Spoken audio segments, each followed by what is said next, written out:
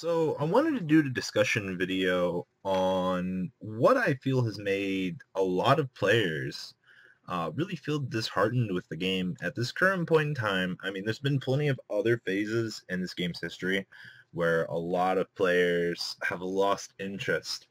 But what so much particularly about this set in time has kind of no stirred a lot of players away, and I wanted to, I guess, talk about that. So first off, we'll go through with my personal experiences. Um, I started to get a little bit disheartened about the game when we lost Royal Oppression and Solemn Judgment. Now, those cards are bad for the game. Yes, I understand this. But at the time that they were around, much like Heavy Storm, I do miss Heavy Storm a lot. I just enjoyed the ability to punish players for overextending. And I think it's something that we've lost in this game is we've taken away a lot more of the sack factor that existed. And I did enjoy that, you know. I really did enjoy the little RNGesus part of this game. And things have gotten more skillful. I'm not going to lie about that, you know. I do enjoy a little bit more sacky of a game. That's why I play Vanguard. So, but true words have never been said. So, but the point is, though, you know, the ability not to let your opponent play Yu-Gi-Oh has pretty much long since faded from the TCG. We don't have things like we used to that involved in-game state like we used to. Yeah, lose a turn is a thing, but your opponent can play Yu-Gi-Oh on the following turn. There were just massive ways to blow out your opponent way back when. So we reached the point where things are now. The game is definitely much more skill-based than it was a year ago. Probably the Necros match is a very high luck count, but there is a very, very large amount of skill in there. And I've been told by countless people that when your opponent does searching for their deck, if they don't search a Valk, they don't have a Valk. And it seems like that mentality's worked for a lot of players. Now, if you really don't understand that, if your opponent doesn't search for a Valkyrius, either they're intending that you're not going to have a way to, you know, blow through their board, or at the end of the day, you know, they're just going to be like, oh, well, shit, you know, they're not going to have the hour, they're not going to be able to OTK me because I need the combo piece to set up on the next turn. And it's definitely not a bad mentality when you're stepping into, you know, that particular sense. But backing up here, so the 150th, the player that won the event, very skilled. He's been playing Necros. He's been top rated on DN. Not like that matters. But the kid knows what he was doing. You know, we really discredit Necros, and we're always shit-talking them as, oh, you know, they're not a skill-based deck. Point is, though, they somewhat are. Same thing with Klee. Klee, I would say, is the most skill-based deck in the game currently, at least in competitive play. Looking at the way Benedict Young was playing the deck, I believe that the deck is very combo-based. Yes, you do have the ability to just shit out floodgates, just keep throwing your monsters at your opponent with the Infantasia that is your deck.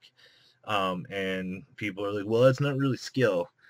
The way you're building the deck to set up the combos, the way you're relying on the traps and things like that to carry you, I definitely believe that the way you're executing it and the way you built the deck, to me, seems purely of skill. So I definitely value that deck higher than I would in Necros on that, as aside from copy pasta that is Necros. Now, back to the original point in the video. Me as a player, I've always enjoyed that luck factor that exists. Like I said, people can be like, oh, Robbie's crying about not having Heavy Storm. Yeah, a little bit, you know. But also the power creep has been really bad. I mean, like, we had the big three, Mermail's, Fire Fist, and whatever the hell was out before Shadal's. Shadal's came out immediately as the set dropped. We shifted into a new big three. We had Yang Zings, Stellar Knights, Dolls. Next set, stuff, Power Creeps. Again, Klee's come out. Klee's Power Shift.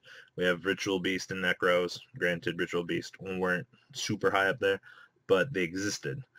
And as you can see, things are just gradually power creeping. Next, I think we have the Red Eyes and the fabled Ignites coming out that people are really hoping are going to be absolutely amazing.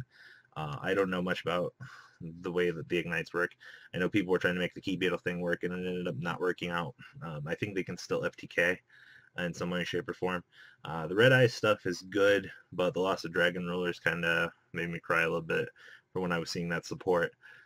Also, there's some dark matter loop that you can do with Ruin Eyes to go into it. So there is hope. I'm just burned out because the speed of the game and the intensity. We are in a very skill-intensive format, though. Yes, you can blow out your opponent really easily with, little mind tricks like the fact that your opponent doesn't search a Valk, they don't have a Valk logic. It's definitely not bad logic. It's not sound, but, every Yu-Gi-Oh player has their own way of thinking when it comes to this game. Other players value things much differently than some players do. And at the end of the day, it all comes down to if it was right when you made the move and executed it at the time, or, if it carried you, it carried you. So to each player, their own in that regard. But, like I said, very skill-intense game at the moment. I definitely like that part of the game. I don't like the fact that there's no cards that can randomly blow out your opponent like we used to have. We'll definitely have to see what the next ban list or two bring to this game. We're going to have to see what the Fairy Tail archetype brings to the game as well, because you saw how Burning Abyss was. Burning Abyss coming out of the Floodgate was absolutely amazing for their point in time, and then Necros kind of checked them. I believe Necros are going to get the Klee treatment. That's been a lot of the consensus coming around with the next list to try to fix the format. Because I know a lot of players are disgruntled by what's going on right now in the game. It's not necessarily a bad thing. It's just like people have to hold out and hope for, either reprints and shit like that. Plus Nodin's coming, so there is hope in that regard that rank 4 stun decks might be a thing. We'll have to, wait and see. Kind of hoping, Instant Fusion doesn't die a bloody death on the ban list, but everyone kind of knows that it's going to be coming, so... Here, guys, here's Nodin. We're going to ban Instant Fusion now. That'd be something I could see, but we'll have to wait and see. So, all good things with time. So, guys, leave a comment down below. Tell me what you're upset with in the current format. There is a yin and yang side with this. Good format, very skill intense, just overall not that interesting. So, leave a comment down below, and I hope you guys enjoyed this video. Please thumbs up this video to show your support. And please check out Vanguard 40 for Cardfight Vanguard, M-Kohl Games for miscellaneous trading card games, and No Limit Gaming for a brand new series of Yu-Gi-Oh videos. Thanks for watching.